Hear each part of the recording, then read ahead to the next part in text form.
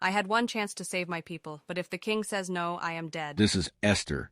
A queen, yes, but she holds a secret, one that could get her killed.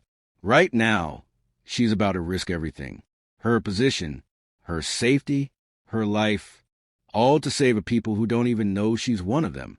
Esther's life started in tragedy.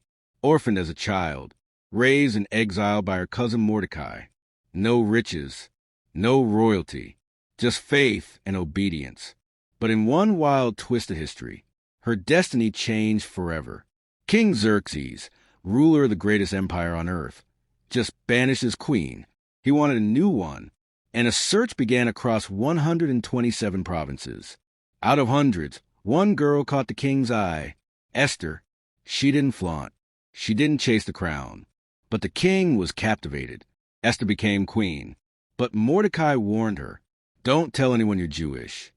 So she didn't, and the secret stayed hidden. Then came Haman, arrogant, power-hungry, second only to the king.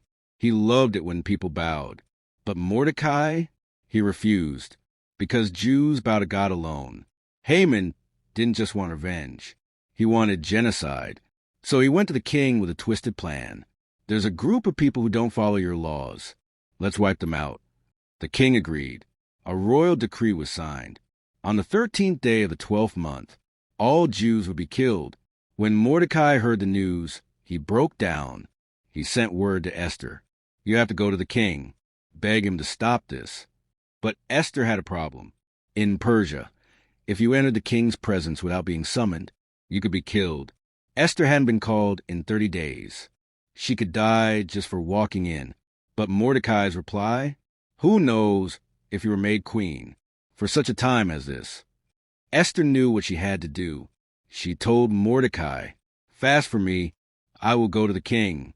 And if I perish, I perish." She was ready to die, to stand for truth, to save her people. She stepped in uninvited. Every eye in the room turned. The king locked eyes with her. Seconds passed. Her fate hung in silence. He held out his golden scepter. Esther was spared, but she didn't reveal her plan yet. Instead, she invited the king and Haman to a private banquet. The king asked her, "What do you want, Queen Esther? Even half my kingdom, it's yours." She took a breath. "Spare my life and the lives of my people." The king's jaw dropped. Who would do such a thing? She turned, locked eyes with Haman. This man. Haman begged, but it was over. The king ordered Haman executed. On the very gallows he built for Mordecai. Justice was swift and poetic. Esther revealed her identity. A new decree went out. The Jews could defend themselves. They were saved.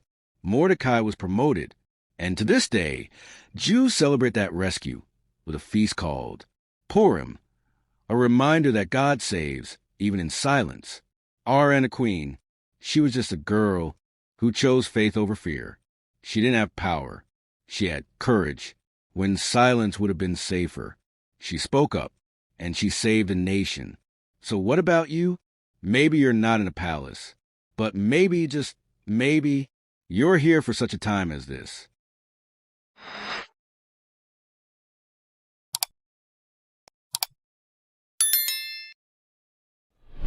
Thanks for watching.